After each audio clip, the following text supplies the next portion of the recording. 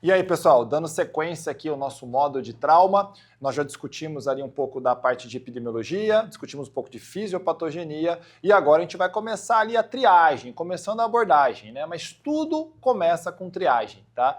Então, triagem, pessoal, existem várias definições semânticas do que é triagem, tá? Na emergência, simplesmente para facilitar a nossa vida, e eu sou muito assim, mais direto ao ponto, no sentido de que vamos resumir as coisas, né? Não florear. O que é triagem na emergência? Escolher quem vai morrer, né? Quem morre primeiro tem que ser atendido primeiro. E simples assim. Então, quem vai morrer primeiro? Esse é o primeiro paciente que você vai ter que atender. Então, isso é triagem, tá? Fica muito mais prático a gente entender dessa forma. Então, a gente tem aí ferramentas que a gente vai poder utilizar para triagem e é óbvio, né, que é muito importante que a gente tenha esse conhecimento. Claro que a gente não pode falar no primeiro momento, quando a gente fala de triagem, abordagem, nós temos que saber, né, aonde vai acontecer essa triagem.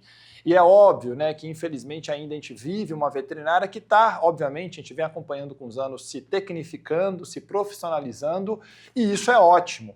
E é claro, pessoal, que nós temos que ter uma área exclusiva para dar o atendimento do paciente de emergência. E o trauma não é diferente. Então, na medicina, a gente conhece lá como sala vermelha, sala de emergência, né? Que é aquela área exclusiva, que o paciente dá entrada com uma situação de risco e é triado, né? E é colocado nesse local. Na veterinária, nós temos alguns hospitais, clínicas, assim, o número aumentou muito nos últimos anos, a ponto de a gente ter uma sala específica para isso.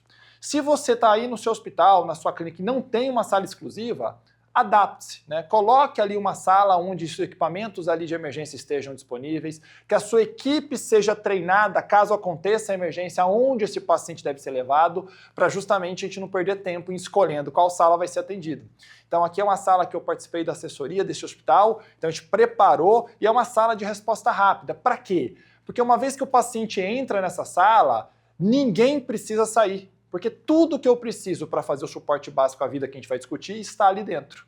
Então todos os equipamentos, todos os insumos médicos, todas as medicações estão nessa sala. A ponto que não tem aquela cena comum na veterinária. Cadê o laringo? Sai correndo. Cadê a seringa? Cadê a medicação? Não precisa nessa sala. Tudo está ali dentro. E eu sempre gosto de trabalhar, como eu falei com vocês, com o modelo da aviação, como a gente discutiu lá no primeiro módulo, né? Eu gosto muito de checklists, né? Então o checklist, vocês forem ver nessa foto aí, ele está disposto na parede, ele é visual. A ponto que a gente vai repor essa sala, existe um checklist para a gente saber todos os utensílios que necessitam ter.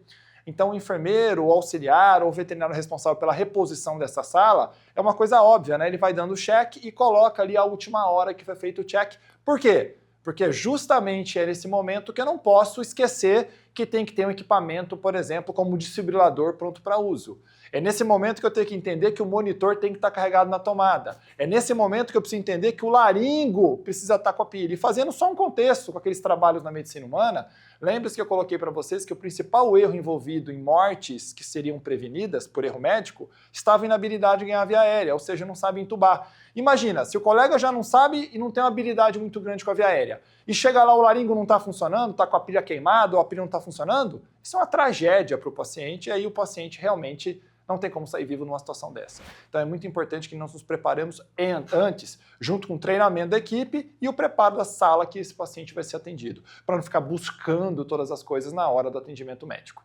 Então lembrando que sala de emergência a gente tem que ser pessimista em relação à causa e otimista em relação ao prognóstico. Então é muito importante a gente não subestimar o paciente. Então o paciente que veio do trauma, por mais que ele possa parecer aparentemente normal, como obrigação médica, você tem que ir lá no paciente e buscar todos os sinais clínicos e, obviamente, entender se o paciente realmente está numa condição clínica boa. E na veterinária eu abro uma crítica aqui. Quem aqui nunca ouviu falar a expressão, ele está com uma carinha boa, né? A expressão carinha boa não existe. Existe a expressão, na verdade, o conceito médico do que é um paciente bem. E o conceito médico vai com um bom exame físico, um bom monitoramento clínico e justamente com a busca de todos esses dados que o paciente que te informa, aí sim você diz e conclui que ele está bem. Fora isso, pessoal, tudo é mera, obviamente, especulação, no sentido de que você não tem o direito médico, você nem tem essa capacidade, a não ser que você tenha alguma habilidade assim desconhecida do meio médico, que só de bater o olho você fala que está tudo bem. E não é assim que funciona na emergência, porque subestimar o paciente a ponto de você não avaliar fisicamente ele subestimar o paciente pode significar, em poucos minutos, a morte desse paciente. E na sala de emergência, você tem que estar preparado, ou seja, tem que agir e não ficar filosofando, e agir antes de complicar. Então, o OBF, né, que é o bom exame físico, tem que ser realizado em todos esses pacientes. Beleza?